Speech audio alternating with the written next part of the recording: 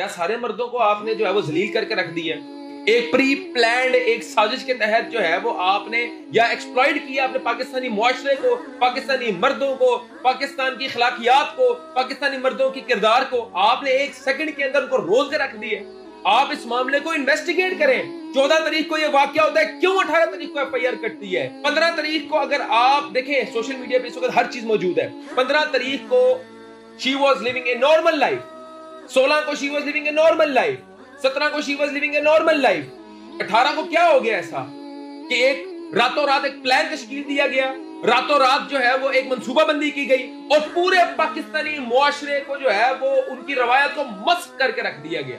پورے پاکستان کی مردوں کی کردار کشی کر دی گئی، پورے پاکستان کے مردوں کو بے غیرت کہہ دیا گیا۔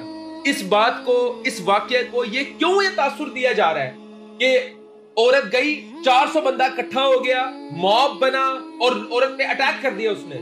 کیا وہ 400 بندہ گھر سے اٹھ کے آیا تھا اس کو ریپ کرنے کے لیے؟ and they were invited by the girl herself۔ مجھے انتہائی اس بات کا افسوس ہے کہ پاکستانی معاشرے کو بے دردی سے ذلیل کیا گیا اس کی آڑ میں۔ ڈاکٹر صاحب یہ ذمہ داری ان رپورٹرز کی بھی نہیں ہے جن لوگوں نے اس چیز کو وائرل کیا؟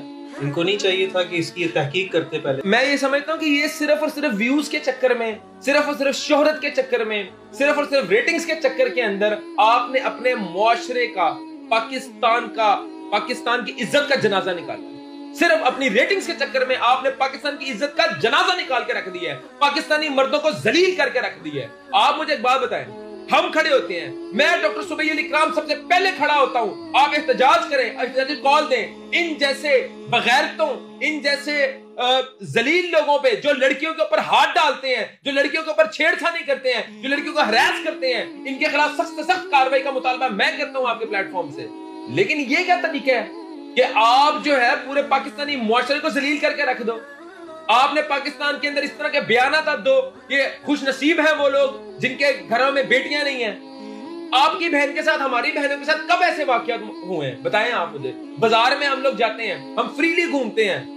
یہ ایک غلط پرسیپشن ڈیولپ کرنے کی کوشش کی گئی ہے، ایک غلط امیج جو ہے کریٹ کرنے کی کوشش کی گئی ہے، ایک دنیا کو ایک غلط میسج پہنچایا گیا ہے۔ پاکستانی معاشرہ ہرگز ایسا نہیں، پاکستانی مرد ہرگز ایسا نہیں۔ میں دیکھتا ہوں کسی کی جرت ہے تو یہ کر کے دکھائے، رات کے 2 بجے بھی کسی لڑکی کو آپ چھیڑ کے دکھاؤ اور اوپنلی چھیڑ کے دکھاؤ، آپ کو پورے محلے دار مل کے چھتر نہ مارے پھر کیا نا۔